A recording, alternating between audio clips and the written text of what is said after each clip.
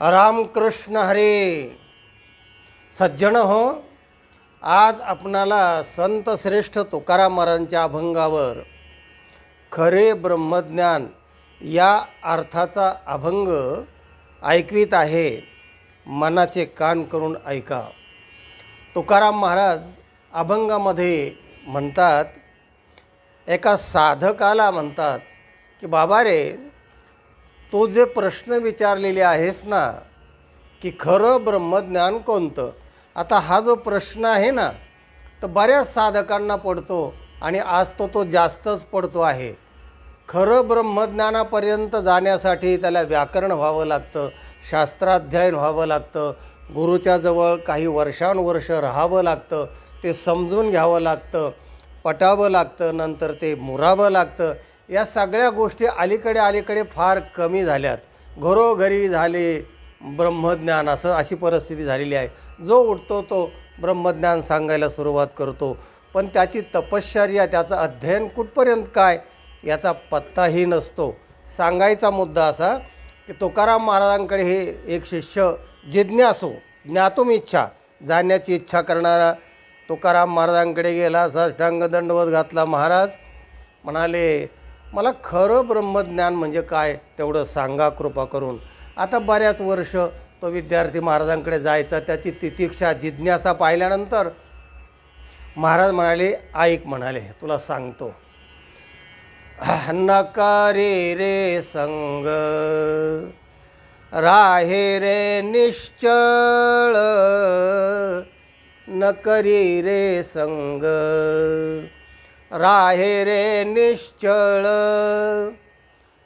लागोने दिमळ ममतेचा, या नावे अद्वैत खरे ब्रह्मज्ञान, या नावे अद्वैत खरे ब्रह्मज्ञान. बाबा रे, कुठल्याही गोष्टीचा तू संग करू नकोस. आता संग म्हणजे काय, तर वेदांत शास्त्रामध्ये 2 प्रकार सांगितलेले आहेत. तर 2 प्रकारचे संघ असतात. तो एक संघ आहे अहम, त्याचा संघ. अहम म्हणजे देहादी पदार्थाचा संघ. आणि दुसरा आहे मम, म्हणजे माझं, मी आणि माझं, हे 2 संघ आहेत बघा. तेव्हा हे जे मी आणि माझ्यातले हे 2 संघ आहेत, त्यालाच शास्त्रकाराने अध्यास असं म्हटलेलं आहे. अध्यास म्हणजे भ्रम. 2 प्रकारचे भ्रम आहेत.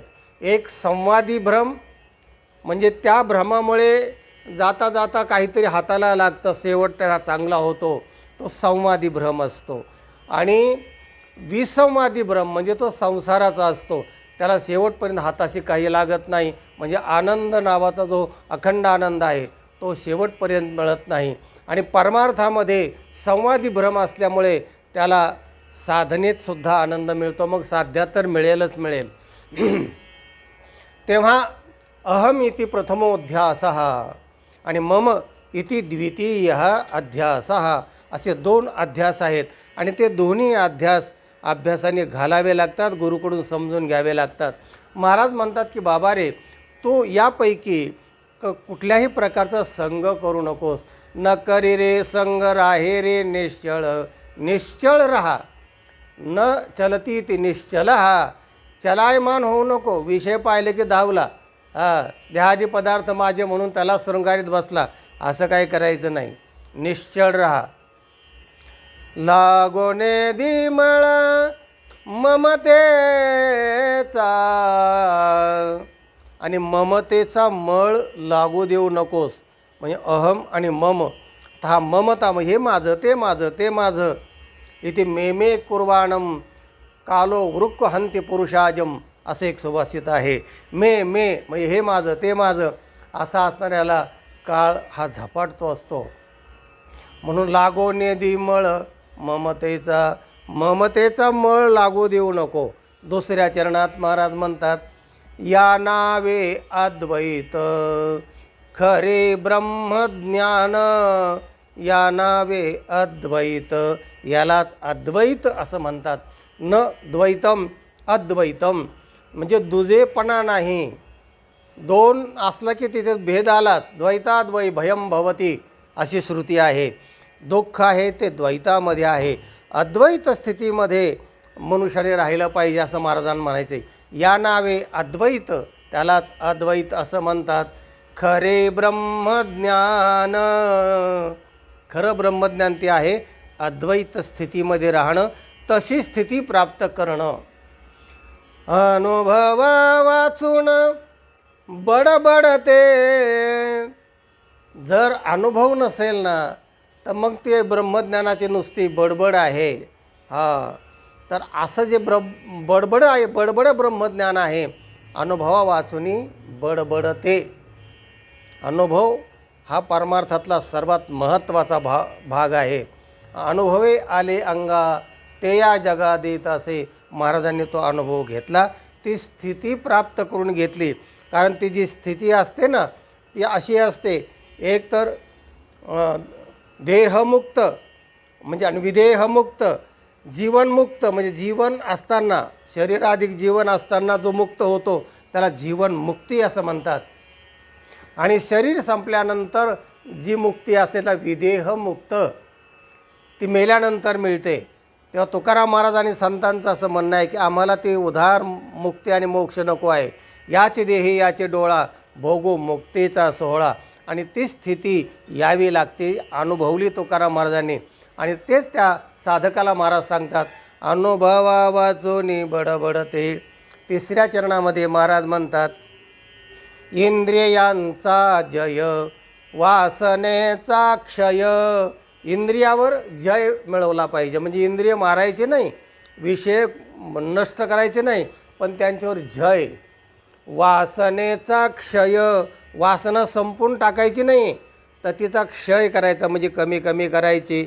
वासना जशी जशी कमी होईल ना, डाऊन होईल ना, तसं तसं आत्मानंद वाढत वाढत वाढत जातो.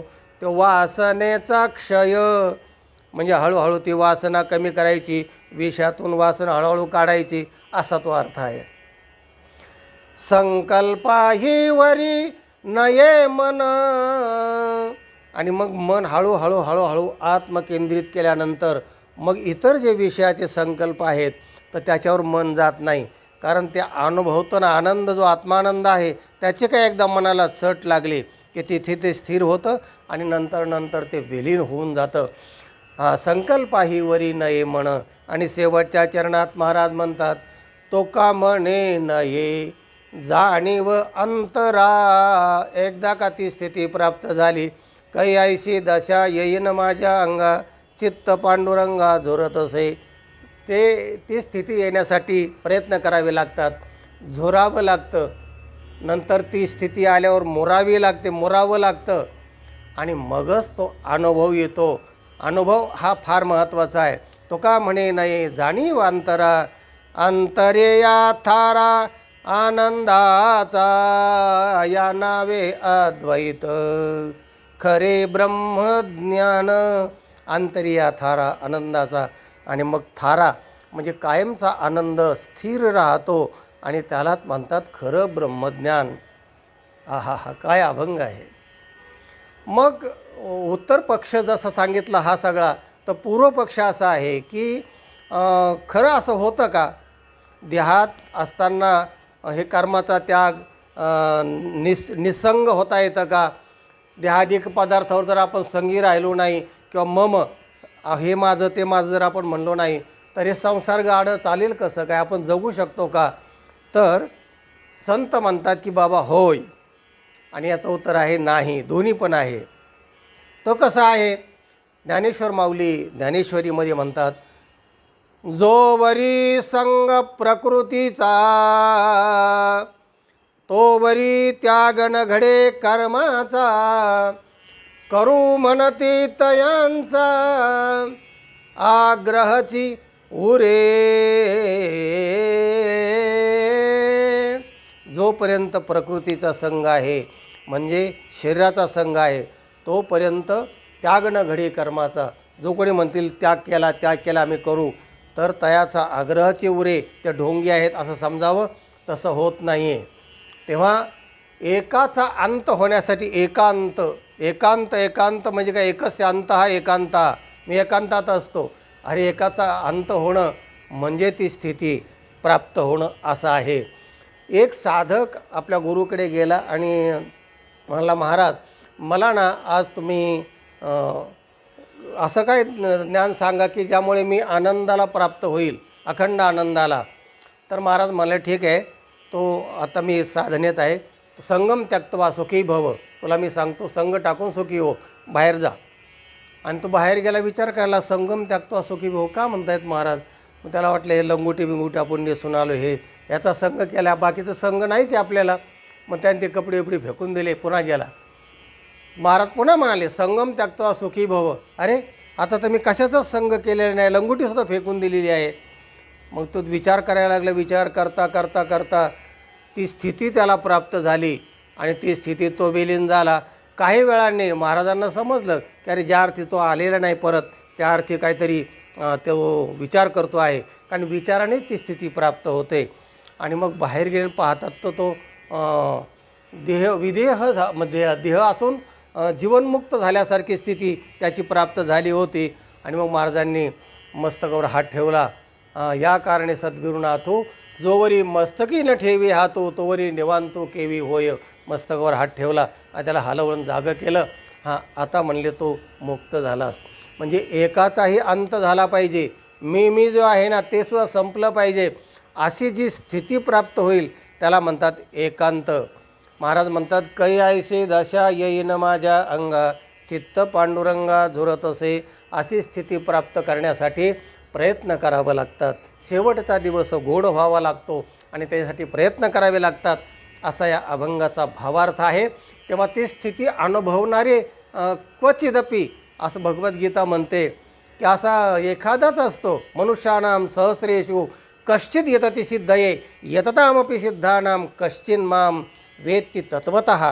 तत्वतः भगवतप्राप्ती होण्यासाठी, ती स्थिती प्राप्त होण्यासाठी कश्चिन माम वेत्ति तत्वतः.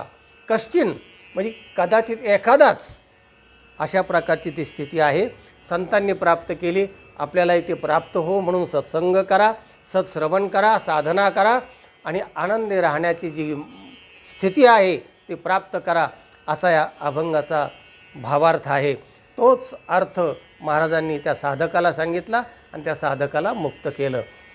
हा व्हिडिओ इतरांना पाठवा, लाईक करा. चॅनलला सबस्क्राईब केलं नसेल तर सबस्क्राईब करा. ज्ञान ऐकत राहा, ज्ञान वाटेत राहा, आनंदी राहा. रामकृष्ण हरे.